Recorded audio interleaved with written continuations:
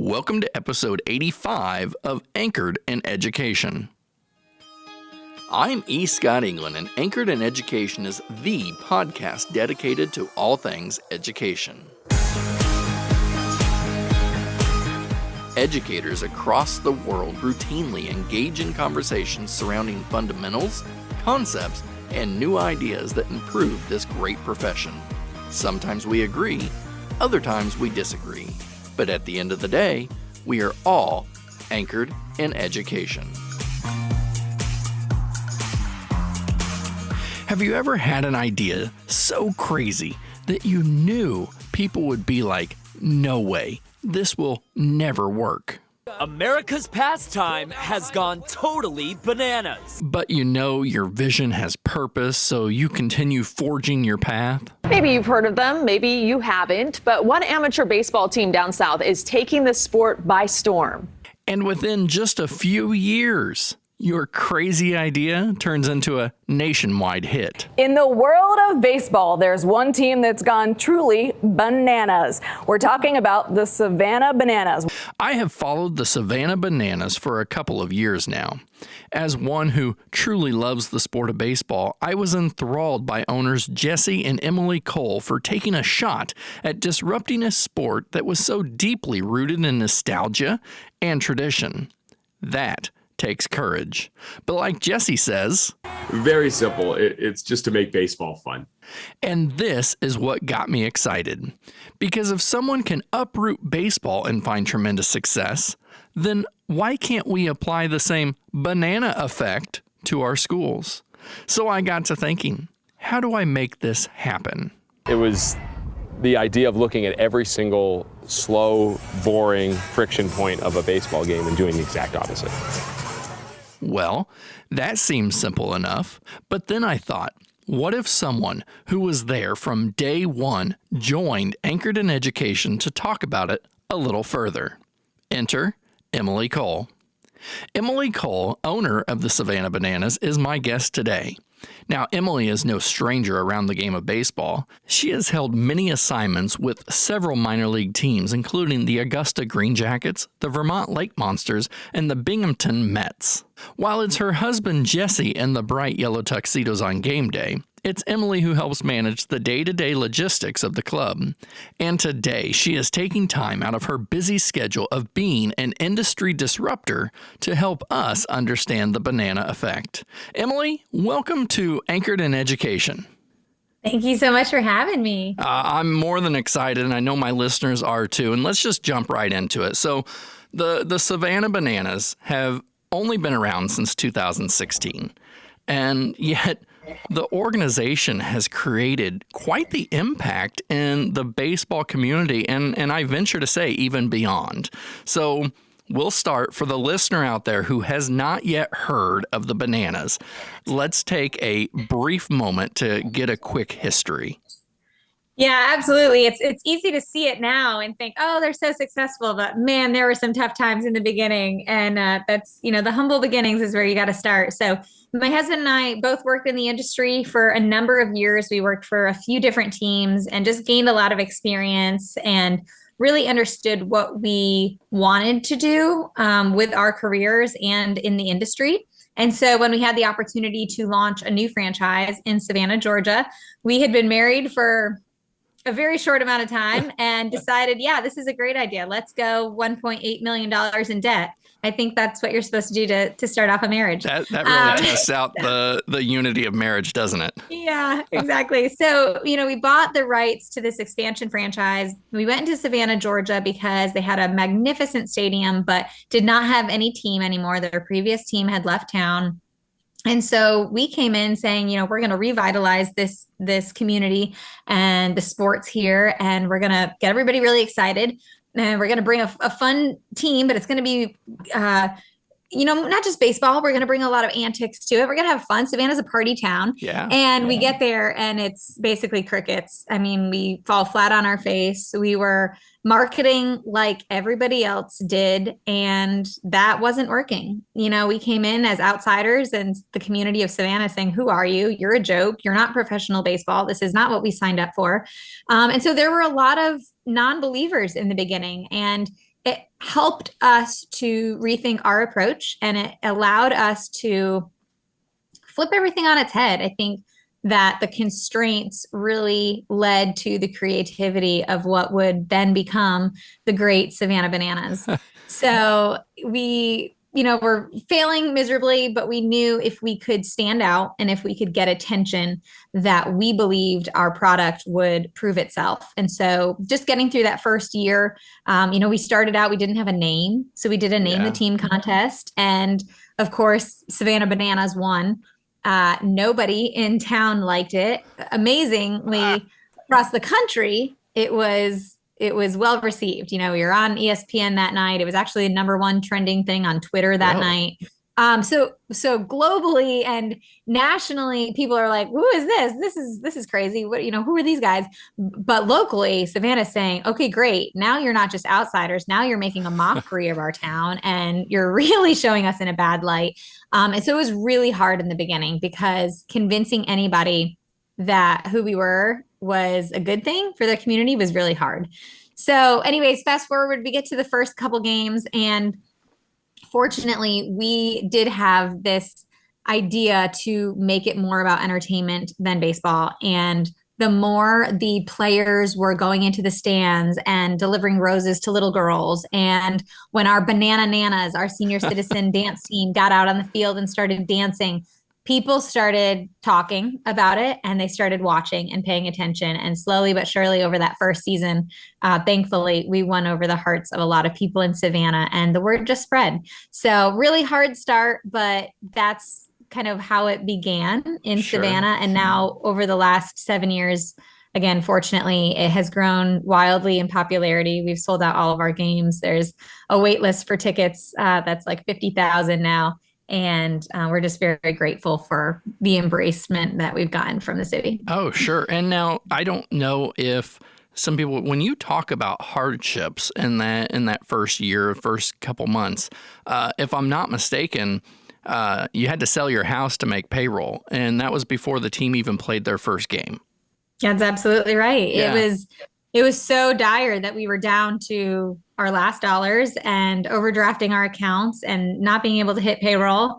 And I mean, again, we're this young couple just starting out in life. So our only option was to sell our house and to invest that money back into the team. But Jesse and I have always been just blind optimists, and we really did believe in this, and we had pursued this for over a decade, and so we didn't want to give up on it just because it was getting challenging. And so I know that can sound easy now looking back, but even in the moment, we decided that we were going to be all in, and so selling the house was kind of an easy decision for us. Oh, sure. And, so kind of challenging. Let's talk about kind of challenging. The roots of baseball can be traced back to the 1700s, with the sport becoming quite popular in America in the 1850s. And while baseball has inevitably seen some changes throughout its history, the Savannah Bananas have essentially taken that conventional rule book and they've tossed it aside for the more fan-focused, entertaining game. What were the thoughts going in about taking such a big risk and creating such a substantial change to the sport? So the name of the team is the Savannah Bananas, but overall the name of our company is Fans First Entertainment. Okay. And so everything that we look at is this going to be fans first? Are our fans going to like this decision? And so we back up even further and say, what are the friction points that our fans will potentially be going through when they buy tickets, when they call our office, when they come to a game? What are those friction points? And so by doing that, it's easy for us to identify what people don't like about the sporting industry or going to events. And very easily, you can ask a couple of people and they're going to say being nickel and dimed. Every time I go to an event venue, it's $10 for parking, it's $15 for a beer, it's whatever. You're constantly pulling your wallet out of your pockets. And so that's why we decided to come up with the all-inclusive model of all of your tickets include hamburgers, hot dogs, chicken sandwiches, soda, popcorn, cookies. Yeah, because we don't want people to feel that friction. And so, fast forward a couple of years and we're looking at the game itself of baseball, and our fans, tickets are sold out. It's hard to get tickets, right? Right. But they're still leaving at 9:00. So our fans are telling us that there's another friction there. And that is that the night has gone too long. They're too bored. It's too slow. So no matter how much of the fun antics and the promotion we put into it, they had still had enough by 9 o'clock. They're lining up, gates open at 5:30. They've been there for a number of hours. Sure. And so one of the main reasons that we really pursued this new sport of banana ball and kind of throwing out the rules of baseball, like you say, is because the fans told us it's what they wanted. They told us that 2 hours was enough. And so one of our rules with banana ball is that it's a 2-hour time limit. So when we go out on the field to start the game, we actually say start the clock, and we have a clock in the outfield, and it counts down from 2 hours. And so really, that's how we look at everything. Whenever we try to come up with new ideas or new rules for the sport or whatever, we back up and we look at the friction points for our fans and we try to attack those. Okay. Now we know change is hard. Let's continue with change here. And I don't think anyone's going to disagree with that. And I think a lot of times, and especially if we heard the beginning of really what you said and what you face, we shy away from change because we're still not sure how it'll be received. Now, I'm sure going in, the Savannah Bananas knew they would receive criticism for altering the game with banana ball. So my question is, where did the courage come from in still pursuing that dream? It always comes back to fans first for us. We know that fans are telling us that they want something. It might not be the vocal minority. The vocal minority, those keyboard warriors, those are the people out there telling us that we're stupid and telling us that we're making the wrong decision. But overall, what we were hearing from people and what we were seeing from fans, the patterns that they were creating, was that they needed something that was quicker. The attention span in America is dropping. And so Yes. We needed to attack that. And so we do have to be brave enough to be criticized by a few in order to take care of the masses. And that's what got us through. I mean, we had sessions with our staff where we practiced and we said, same when we came out with the name Savannah Bananas, we knew that we were going to be attacked. You don't name a sports team after a fruit. It's not traditional. People are going to be upset about it. Right. And sure enough, they were. Now, years later, fortunately, most people like it. But in the moment, we were hated for it. And so we had sessions back then with our staff practicing. We wanted to stay positive. We didn't want to attack back, all of those things that you're trying to teach a young staff. And so we did the same thing now when we changed these rules and we introduced a new sport. We knew that the baseball purists were going to attack us. But as long as we stayed positive and stayed the course and believed in what we were doing, we knew that we were going to take care of the majority of our fans. And fortunately, that's what's happening. Now, has anybody ever showed up expecting conventional baseball, not realizing? Yes. Okay. And how does that go? Well, I'll give you a couple of examples. So we were in a league, a summer collegiate league, prior to going off on our own. And kind of the opposite happened. They started hearing about banana ball, and then they would show up to our traditional summer league baseball games, and they were disappointed from that. Oh. And I mean, I'm not exaggerating. We would get hundreds of emails and calls of people saying, I'm disappointed. I thought I was showing up to this new fun thing, and you're still playing this traditional sport. And so that was the ammunition we really needed to go off on our own and to actually kind of secede from that league and really create our own league by this banana ball year round is now what we're pursuing. And the fans, again, told us that that's what they wanted. So for the most part, it was being disappointed that way. Now, when people come to our games, they 100% understand that it is going to be a circus, and that's what they're looking for. But yeah, the baseball purists would come to our games, but they would say that years ago when we just did in between inning promotions. Sure. That was too much for them sometimes. And so we've really had to subscribe to this mentality that we are not for everyone. Baseball purists can go to any other baseball game in the country and get what they're looking for.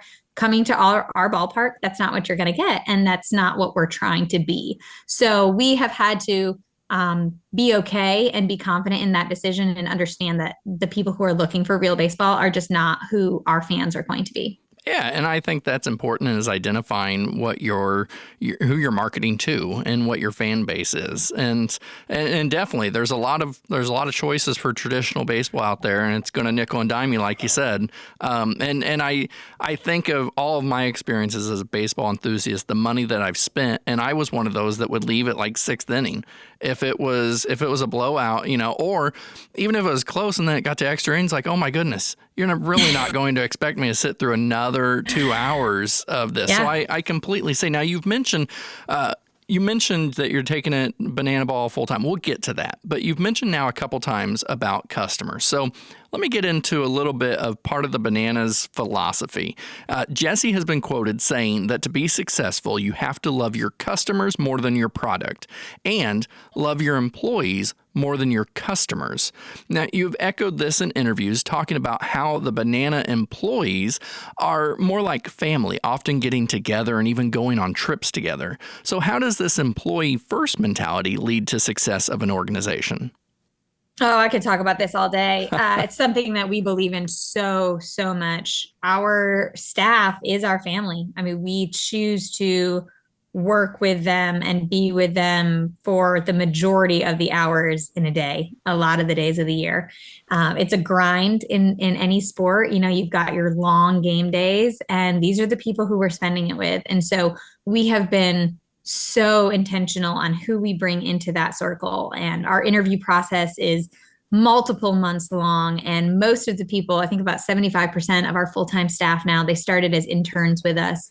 So we have really developed the team that we have around us with people who we want to work with and people who we honestly consider family. I mean, we're at each other's weddings and, baby showers, and we go on trips together because we are choosing to surround ourselves with these people. And I believe that we perform better because of it. There's a lot of controversy out there. People will say, don't treat your employees like family. This is a place of work. Your family is at home. I understand that to an extent, but the people who are working on the Bananas team, some of them have moved across the country. They don't have mom and dad down the road. They don't have their community that they grew up with. And so we become that for them, and we become it to each other. And again, I think that having each other's back and knowing each other inside and outside of work, getting to know each other as a human, really leads to the trust and the depth of the relationship that we have. And we're able to perform better as a team from a work standpoint because of it. And how many employees are we talking?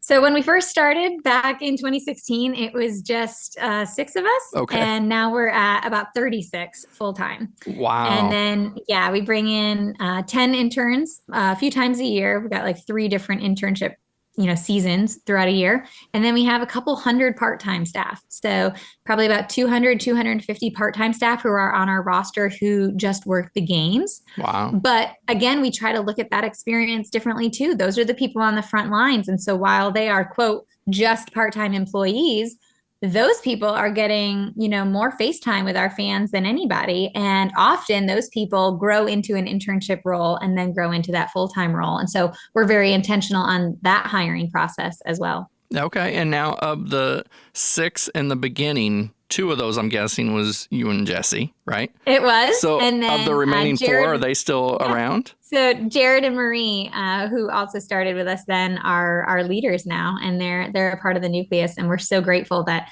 they're still there. I mean, we're still a startup, we're only in year 7. Right. But in the sports industry, that is a long time to be with one team. And so we're grateful to have the nucleus that we started with still intact. Oh, 100%. Now, clearly, after 6 years, now into your 7th year, I mean, I at least will say the Savannah Bananas have been declared a wild success. I mean, and really, if you look at the impact that you've had and the following that you have, definitely a success. Every game has been sold out, if I'm reading that correctly. And from what I understand, and you even confirmed, the wait list you said is up to like 50,000. And so, yeah, it's I think it's higher than that, but I can't keep track anymore. Well, I did come across one that said 80, and so I didn't know if we were in there. So I mean, either way, 50, 80, anywhere in between there is quite impressive. So, do you believe this banana effect? That's what I've called it. Do you believe the banana effect could be applied to other organizations? And most importantly, What would be the first step an organization would need to take? Number one, yes. I think that our mentality is easily adaptable to so many things. I mean, you could look at us from the outside and say, oh, of course it's easy to dance. You're a sports team, but well, it's not easy to dance in sports. I mean, we had to break that rule. It's not easy to dance outside of sports. Yeah. So everything that we did was a test and it was a challenge, and we had to overcome certain things. But I would tell groups to do, the friction test, just to walk in your customers or your fans' shoes and say, what are the friction points here? When you go on a website, how easy is it to find the phone number to call somebody? When you call that phone number, are you listening to a generic recording that says, please listen carefully as our menu options have changed? I mean, are companies just changing their menu options every day? Is that what's happening in the world, that we have to have this recording? I just want to talk to a human. Right. So look at those pain points for your customers, for your fans, for your students, whatever it is, and walk that course with them and attack those friction points and make it a better experience for them. And that will make all the difference. And know that also when you say friction points, that when you begin the actual change, there's going to be friction. Absolutely. And you have to be okay with the criticism. If you're not being criticized, you're playing it too safe. Jesse says it all the time. Okay.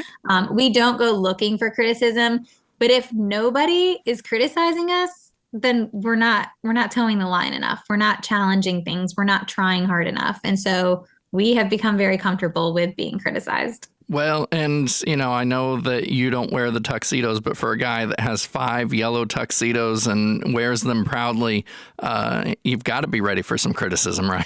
Yeah. And he gets it. I mean, he wears them through the airport on his way to speeches. I love people that. Look at him like he's crazy. Yeah. But then you've got another group of people that think it's amazing to go out and be yourself and not worry about how people are going to judge you. And it gives them the confidence to dress differently or, do their hair crazy. And so those are the people that matter. The people who are going to bring you down, that doesn't matter. They're dealing with their own battles.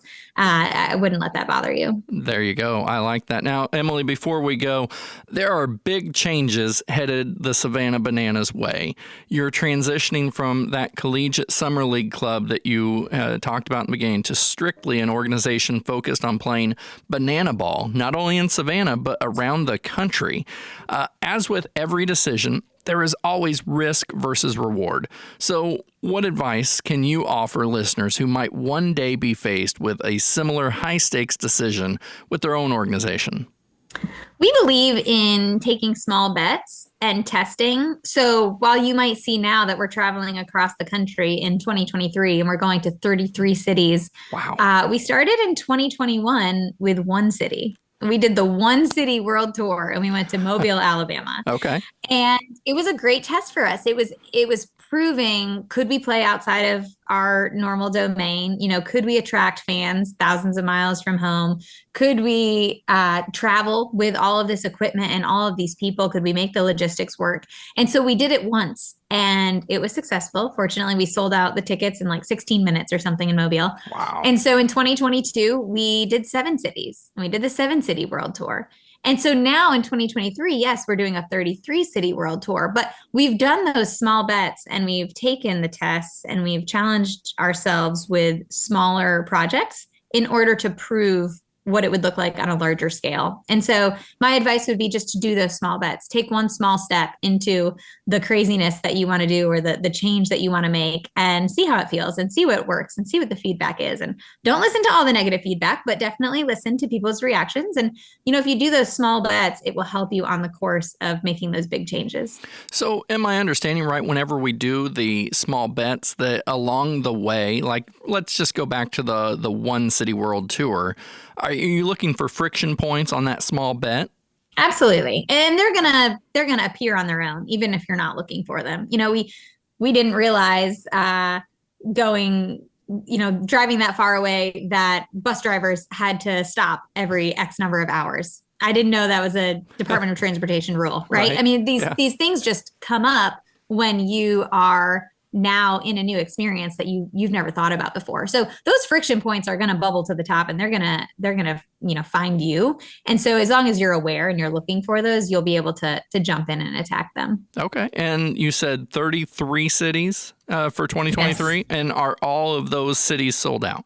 So they're not right now. What we're doing is we have group tickets available. So if people want to come out as part of a school or a company or a church, Little League, those are what's being booked right now. Okay. And then as we get a little bit closer to the actual game date, the single game tickets will be available. So as of right now, the best thing to do is to go onto the website and get on our priority list, okay, so that when tickets do open up, you are on the list to get them. Because if you're not on the list, there is a pretty good chance you're not going to have an opportunity. And that website is the savannahbananas.com. And I'll make sure to link that on my website for today, for today's episode. Emily, thank you so much for joining us on Anchored in Education, talking a little bit more about the banana effect.